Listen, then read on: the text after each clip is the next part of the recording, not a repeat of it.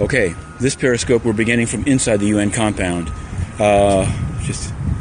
Just came through the metal detectors. This is 21 days ago. I was for the first time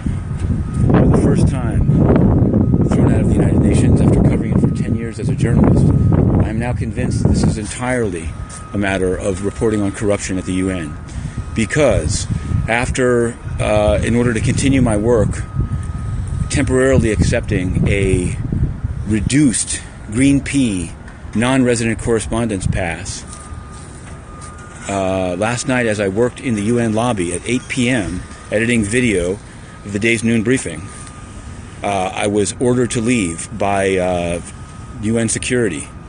An Officer Clyde said, with your pass you have to leave now, even though I've been told that although you can't come back in after 7, you can continue to work.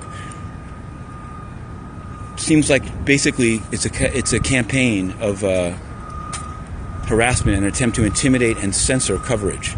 This morning, and I would highlight this morning have published another exclusive story of UN corruption.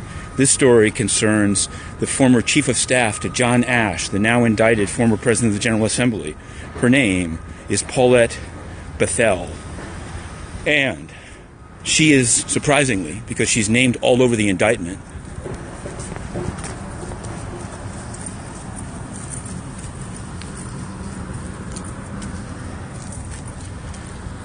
she is still working with the current PGA, Mogens Lykketoft, from Denmark. Now, this always seemed strange, and I reported it at the time. Felt kind of, don't like to get overly personal, but it had to be reported. Now it becomes clear.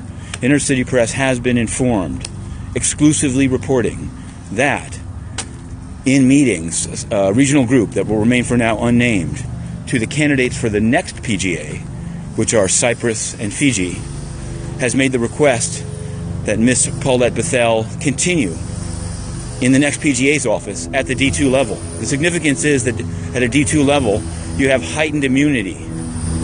So you can draw your own conclusions. It seems clear, given that Mr. Lykketoft claims to be cleaner than John Ashe, the question is, has always been, why did he keep the Chief of Staff of the notoriously, allegedly corrupt John Ashe as the number 3 in his office? Now we know. It was a price of doing business at the UN, and it's being foisted on the next PGA as well.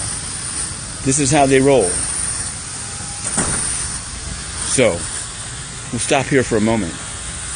These are the stories, and they honestly think that it's not just they've made it more difficult. Now I can no longer go onto the second floor of the conference building where the PGA's office is. I was banned on Wednesday from covering a meeting about Security Council reform, standing in front of it and speaking to diplomats. Yesterday I was unable to try to speak with Sri Lanka's Supreme Court Justice, who was in the building. And then I was ordered out at 8 p.m. Various high UN officials have been informed of this, that something is desperately wrong at their UN, that this tin horn attempt to intimidate investigative journalism has gone too far. Now, well, there's others involved in this, including the most surprise. We're going to leave it there. We'll leave it there for now. Let's begin the day. Watch InnerCityPress.com and at InnerCityPress on Twitter.